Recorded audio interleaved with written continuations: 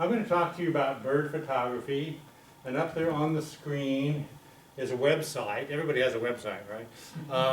Of mostly bird, some landscape pictures that I've taken over the years. If you feel the urge to just browse through pretty pictures someday, just go there. You don't have to do anything but browse through them. So that's something to be thankful for.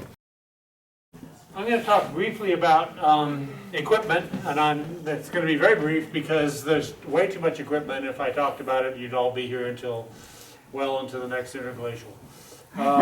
There is lots and lots of ways to take pictures of birds, and you don't really need expensive, fancy cameras to do this. You can do it with your phone. You can do it with a point-and-shoot kind of camera. You can do it with a fancy, expensive camera.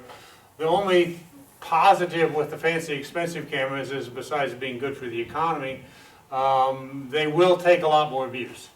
And so if you're hard on your equipment, and I am hard on my equipment, bang it around a lot just because I'm spastic,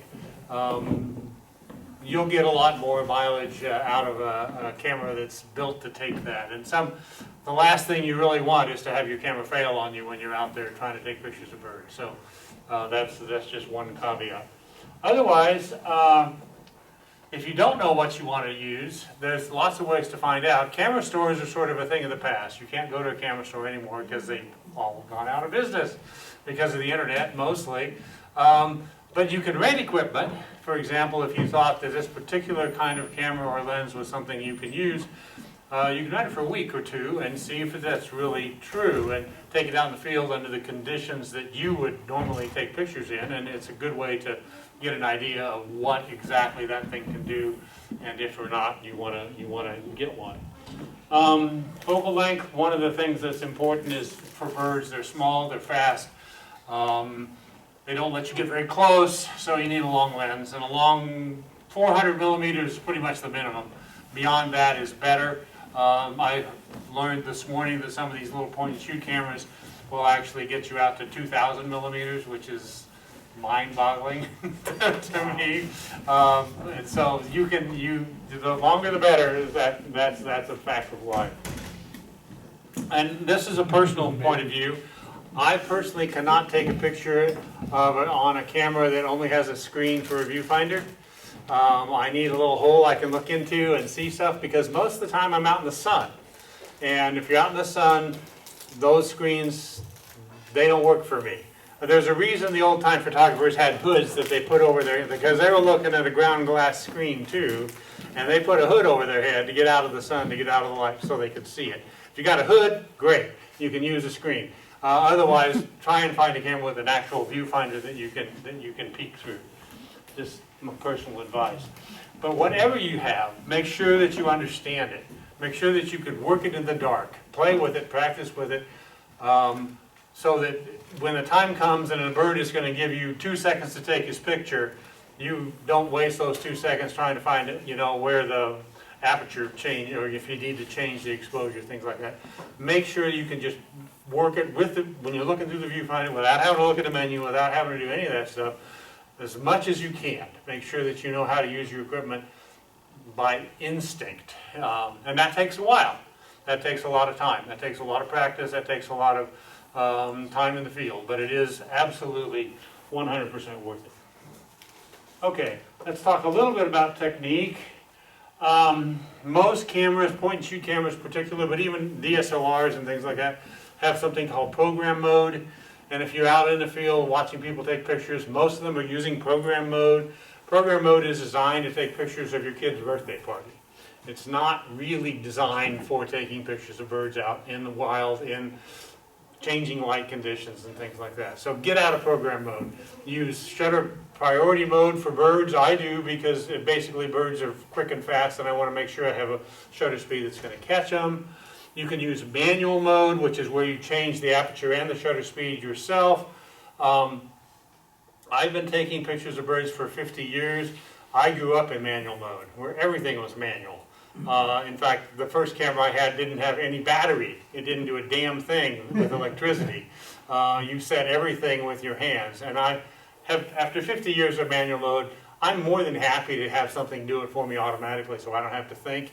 But a lot of people swear by manual mode, and I think that's because they're too young to remember how it really was, unfortunately.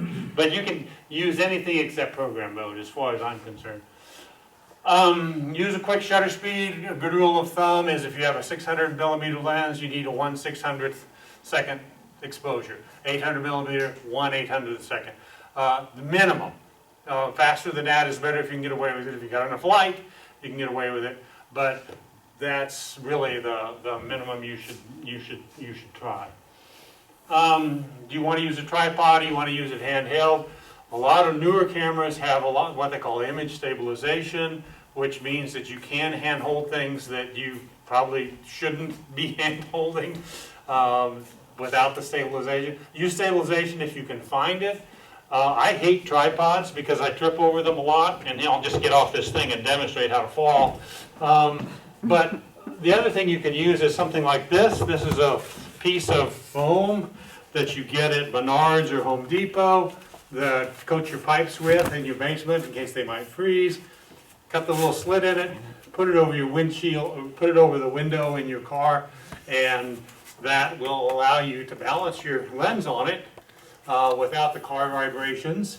And it's a very easy way to, you don't want to use a tripod in the car, let's just put it that way. If you're in the car, you got a window rolled down slightly, just stick, for 27 cents you can have the best image stabilization you're going to get outside of an image stabilized camera. So those are easy and fun to use and cheap, even better. Autofocus is one of the things that, it's a two-edged sword. Autofocus is great because birds are fast, and I remember manually focusing on birds, and oh my God, this is horrifying. But it also wants to focus on anything else in the picture. Grass, trees, leaves, all that stuff. So we'll talk a little bit more about autofocus in a bit. Auto ISO. ISO is ASA, what we used to call film speed. If you set that at auto, it chooses the speed for you so that your shutter speed and aperture stay the same, and light conditions change, it just moves the ISO. That is actually a bonus on many modern cameras that will save you a lot of time and frustration as well. For bird in flight or even other things, behaviors, you use what they call burst mode, which is where you hold the shutter down, it takes 10 pictures at a time. And when you do that, on a flying bird, you're going to get a series of pictures, some of which will be useful and some of which you can throw away. If you do that with a bird that's doing something interesting like eating or courting or fighting, again, you're going to get a lot of pictures. Some of them will be really cool. Some of them will show you behaviors you had no idea what was going on when you were just watching it. But pixels are cheap, right? I mean, you can throw those away if they turn out to be nothing useful for you. But use that and get a lot of pictures, and some of them will be good. Raw files. Raw files are the big files that your camera wants to not let you know that you can have. Many phones particularly, but other cameras will shoot in what they call a JPEG, which is a highly compressed format. They're really good for putting on the internet. They're not so good for making a giant picture you want to put on your wall because they lose a lot of detail in that compression. Most cameras will shoot in RAW file format, and that's what you want to use if you can, because you can actually do a lot with a RAW file that you can't do with a JPEG in post-processing. You can save a bad picture, a picture that's overexposed, underexposed, grainy, whatever. You can play with it and get something out of it that you won't ever be able to do with a JPEG. So your camera may not let you, it may not be the default, raw file may not be the default, but if you can find a way to get a raw file, you can. Even phones nowadays, modern phones will actually generate raw files. So you can use those a lot more than you can other stuff. Birds, let's talk about birds. The more you know about your test subjects, the better off you're going to be. And that's true for anything, even people.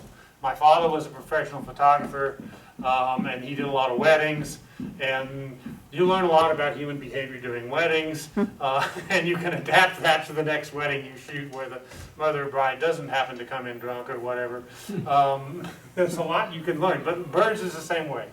Learn as much as you can about where they are, where they're found, what they eat, when they show up, all that stuff, because it's going to pay off. Make yourself small. I find this particularly useful because I'm, as you can see, quite large. But I hide yourself in a blind, or I have a little camp stool that sits about that tall and I can get down on it. It's amazing how much lowering your profile does for a bird's behavior. They see a giant person like me as a predator, something, you know, that they really don't want to be around, and so being able to fly and get away pretty quickly. But if you make yourself small as possible, you're going to actually have a lot more normal behaviors. Approach a bird slowly and avoid direct eye contact. Direct eye contact is what a bird uses to determine if you're a predator. You know, if I'm looking at you, that means, you know, if you're a bird, that means you look like lunch. So you need to avoid that as much as possible. Just kind of obliquely move so that you get a position where you can take a picture, but don't look at them all the whole time you're doing that, because they will bolt. Most birds will bolt. Anticipate behaviors as much as possible. And this morning, after my other talk, somebody got a call that said there were whooping cranes out north of 170th at Quivira, and I thought, you know, generally those guys will fly over the road to get to the big salt marsh, and I want to be out there when they fly over the road this morning because it's a beautiful sunny day. I'd like a good picture of a whooping crane. So I got out there, and yes indeed, I was right. The birds flew over the road, but they flew over the road about a half a mile east of me where the sun was in my face. So I anticipated, I didn't anticipate what they were anticipating, obviously, but it does usually help. Let's just say it usually helps. It's not always going to help. But if you know what they're going to do, it makes a huge difference. This is important as well. You will need to learn a lot about birds in order to be a good bird photographer, but you will also learn a lot about birds if you are a good bird photographer. You learn a lot from your pictures. You learn a lot about plumage, about behaviors, about all kinds of stuff that you may not have known, and you wouldn't have known unless you're out there taking that shot. So it's a two-way street. All right, some tips. We have a few tips. Pay attention to the background as well as the bird. The background is going to be in your picture. Make sure that it's something, you know, that you would want in your picture, and not some, you know, like gull at a trash dump is, you know, generally not going to be conducive to useful images. Use the light. Light's so important. Then this morning was another prime example. I wanted those birds to fly off to the west of me because that's where the light was right. They flew off to the east of me where, you know, not so much. I mean, I was happy to see them, but I would have really been happy to see them if they were over here rather than over there. So pay attention to the light. When you travel and go down a road you haven't been down on, use the light. Keep the light behind you as much as possible, because that's the way to get a good picture. Lots of photographers will take pictures where you're looking right at the bird and the sun is right behind it, and they get home and they look at that and they go, crap, you know, I thought I had a picture. But because they didn't understand that the sun was in their face, that bird's backlit, that bird's dark, you're not going to get something that you're going to be happy with later. When you're shooting flight shots, pay attention to wind speed and direction, because if they're flying into the wind, they're going to fly slow. If they're flying with the wind, forget it. Depending on, well, in Kansas, it's always forget it, because this is the place where the wind blows. Focus on their eye. If you have to use manual focus, for sure, but even with autofocus, put your little focus point on the eye. Pay attention to the surroundings. Other things in the area can affect your bird's behavior. And so pay attention if there's a coyote, you know, sneaking up on a snow goose or something, you know, they will know that, and you need to know that as well. There's something called the golden hour, which photographers pay attention to, and that's the hour right around sunrise and sunset, where the light is warmer and oranger, and it'll give you pretty pictures. For landscapes particularly, it's important, but even for birds it's important, and we'll show you some examples. Birds are most active in the morning. For most of them, there are a few exceptions. So the golden hour at sunrise is the time, so you got to be prepared to get up early sometimes. We'll go a few more and then we'll get to some pictures. Visit some locations often and get familiar with the lighting throughout the day. If you, like at Quivira, I've been to Quivira probably 500 times in my life, I mean literally. I know the places, I know what the light's like at certain times of the day, I know the birds, what they're going to do and things like that. Sometimes I'm wrong and they do the wrong thing and go the wrong way, but it pays off to know the place and to know the light at the during the day. Don't just shoot pictures of birds to get a portrait of a bird. Shoot pictures that have behaviors or other interesting things going on, because a lot more people will be interested in them. And if you're interested in selling them, definitely just a picture of a bird isn't going to do anything for anybody. I mean, it's nice and you like it, but you want something that tells a story. Do some of your composition in the viewfinder if you can. Post-processing and cropping is great, but if you're paying attention to the composition while you're taking the picture, you're more likely to end up with something useful. Practice at places that have a lot of birds. If you want to shoot birds in flight, go to some place that has a lot of birds flying around. Landfills or places that have a lot of gulls are great places to practice getting birds in flight. There's lots of places where you can get lots of birds, and you can waste pixels on them. It's cheap, you know, throw them away later, but at least you have gotten, you know, your hands on work at doing that. Don't go with the crowd. As I was telling people this morning, bird photography is the ultimate social distancing activity. It is made for COVID times. You really don't want other people around. You don't want to be near other people. Great. You don't have to be near other people. And particularly birds will, the more people, you'll notice this if you lead birding trips, the more people you have, the fewer birds you see. I mean, it's just guaranteed, because crowds are noisy. Crowds are big and scary, and birds don't like them. So it's a solitary activity. If you're kind of a hermit like me, it's great. Shoot the birds that show up in front of you. Don't go out and say, well, like I did this morning, and I'll be just disappointed. I want some whooping cranes to fly right there. No, that doesn't work. Shoot whatever shows up in front of you, because you'll learn a lot about them, and you'll come home with some nice pictures, and you won't be as frustrated as you would be if you said, I'm going to go out and get the best shot of a whooping crane I ever got, and go home and you don't have that, and it's kind of makes you despondent and you drink a lot. Patience, practice, and preparation, the three P's. My kids will tell you I'm not patient. I think I am now, but they're 30 years old, so what do they know? The time you can spend at it is going to be repaid as much as possible. If you take the time, bird photography in particular, you can come to a place, birds are there, they disappear, right? And then you just sit down, wait, and 10 minutes later they're back at it normally. If you didn't take that 10 minutes, you didn't know that, and you're not going to get any pictures. You're going to just go on to the next place. And that's where birding is different from bird photography. Because a lot of birders come, look, see, go away. I come, sit down, and wait. And the birders hate me anymore because I don't want to spend my time walking to the next place to see, get my list bigger. I want to sit right here and wait till that warbler comes back. But you need the time to do that. Post-processing. There are a lot of post-processing programs out there. Photoshop is expensive, Elements is cheaper, GIMP is free, but you're going to need something to do to work with your files. And you're going to want to work with RAW files. You're not going to want to work with JPEGs. Learn some basic compositional rules. How many of you know what the rule of thirds is? Okay, good.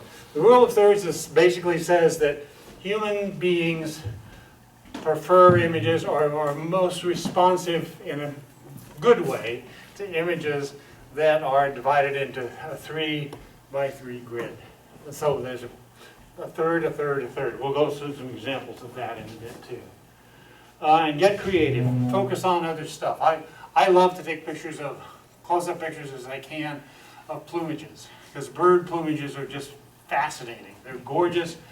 There's something you can't really see very well in the field with your binoculars, but the back of a LeConte sparrow is just an absolute delight to look at. Until you looked at the back of a LeConte sparrow in a sharp picture of a LeConte sparrow, you have no idea what I'm talking about. But trust me, it's worth your time. Okay, well, let's look at some samples. Here's a sparrow. It's a Nelson sparrow I took last month in North Carolina. And there's the technical crap if you want to look at that. I had to revert to manual focus. Autofocus, no matter what I wanted to do, loves this Spartina. He really wants to focus on it. And that bird was not getting out of there, no way, no how. And so I set the thing to autofocus to manual focus and focused on the bird's eye and got a decent shot. I had to sit down and wait. I waited probably 20 minutes for this bird to come out of that chunk of grass.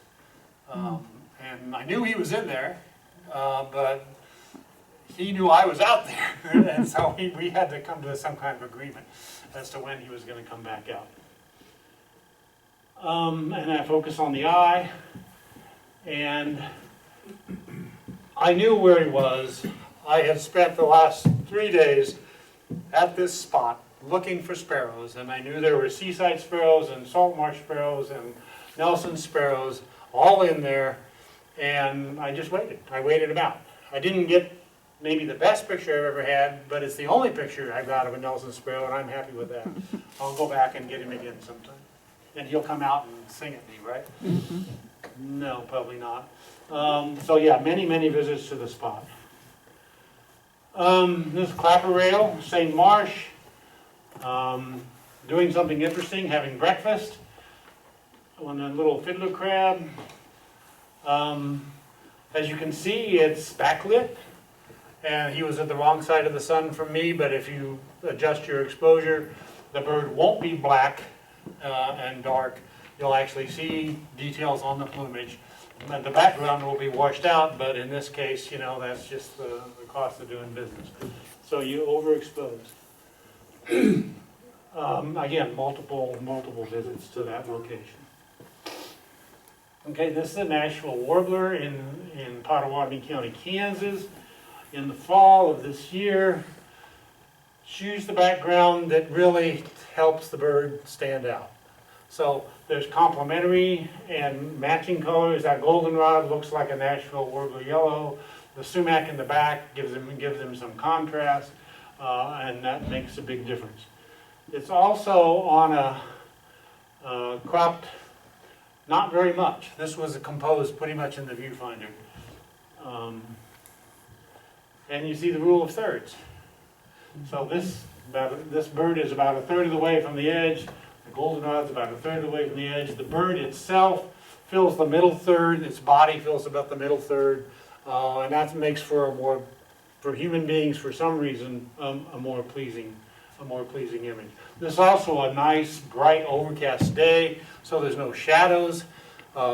Kansas is good for sun, but sometimes you get a bright, overcast day and you'll actually get better pictures because the bird doesn't have any kind of bad shadows on him. And so those days can be real nice. Okay, we're not in Kansas anymore. This is a banded rail in a marsh in New Zealand. Banded rails are found all through the South Pacific, but there's a nice subspecies found in New Zealand. In this one, the background, even though it's very busy, tells part of the story. This bird really, really, really fits in that background. He is camouflaged as he can be, and he can go about his business without anybody even seeing him, he thinks. And that's why he wasn't very skittish, because he really didn't think I saw him. He was pretty sure I didn't. And in fact, lots of people didn't. I was standing on that boardwalk and a whole bunch of people were walking by, and I was looking they say, what are you doing? And I said, I'm taking a picture of that bird. They go, what bird? I go, that bird, you know, like 20 feet from you. Oh my God. You know, I've never seen a thing like that. So he was convinced that he was invisible. And that's a good thing for me. But how many people walk by that bird on a daily basis, you know? Too many, too many. Okay, here's a shorter owl taken right here at Quivira last January. Golden hour light. This was right at sunset. That bird isn't usually quite that orange, but he showed up real well. And again, you got the rule of thirds. You've got using a vehicle and a little foam doohickey to stabilize the camera because it was getting pretty dim. And you know, it's nice to stabilize your camera when it's getting pretty dim. He is, I'm not sure he's laughing at me, but he might be because he probably, again, thinks I can't see him. Owls are like that. They're pretty sure they're invisible. And to a lot of people they are. All right, here's some post-processing stuff. Here's a couple swallows, a barn swallow and a tree swallow taken here at Quivira. You need a really fast shutter speed. This is 1/3200th of a second. Swallows are fast. These guys were going into a slight wind, but it wasn't enough of a wind to slow them down really. So again, burst mode, just follow those birds, and you get enough pictures that you can take some and in Photoshop compensate, crop, and make a little composite like that. To put it on a neutral background and just use it as a composite background. So that's another. Making composites is sort of a, I don't know, fancy post-processing technique. For me, for some people, it's like, that's why God invented Photoshop. What are you talking about? But it is something that, you know, it's fun to play with. And if you got pictures that you think will benefit from that, it's a good thing. Okay, here's a Swainson's hawk. And very quick, ISO 400, 1/20th of 250th of a second. This bird, if you know what they do, is fun to watch. Swainson's hawks appear here in April when people are burning their prairies. Swainson's hawks know what fire does to little rodents and lizards and things like that. They follow a fire line. They will follow that line and they will pounce on anything that's, you know, whose tail is on fire and is running the other way. So I saw the smoke. I said, I'll bet there's some Swainson's hawks over there. And just like the Swainson's hawks, I went to the smoke, and by God, there were some. The other part of this is there's burnt prairie. It tells part of the story. You got some, add a little bit of the background adds a lot to the story itself. And you can use a little bit slower shutter speed. These aren't swallows. They're bigger birds, so they're a little slower in the air, but you still need a pretty fast shutter speed to get to. Okay. This is a secretary bird, and until I saw a secretary bird, was not aware that they had such gorgeous eyelashes. I mean, this is Maybelline, I'm pretty sure. I don't have a clue where that thing came from. But you learn from your pictures. It's also not a classic sort of bird portrait of a secretary bird because they're usually standing there stomping on a snake or something, you know, that they do. It's more of an intimate close-up of the bird, and that was kind of a rule breaker. This is a kakariki. It's a little parakeet that lives in New Zealand. It's endangered. The background picture for a person from New Zealand tells a story. This is an endangered, endemic bird eating a widely introduced invasive species, the dandelion. So there's a tension there. Let's just put it that way. Your average New Zealander would get that immediately. There we go. No, that's really cool.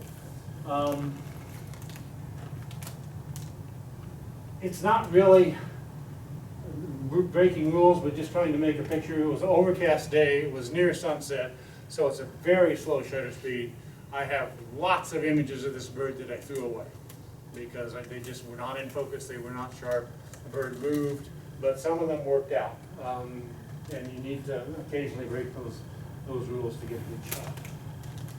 Okay, that's pretty much what I have to say. Let's sum up a little bit. The 3 Ps, patience, patience, patience, practice, practice, practice, as your piano teacher used to tell you, and you never listen to her either. And preparation, get ready. Know your camera, know your birds, know your light, know your locations.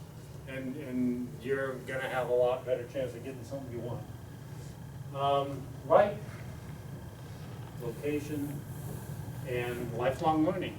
Like I say, I'm still learning, learning about the camera, learning about the system that I use, but learning about the birds a lot, just from looking at the pictures.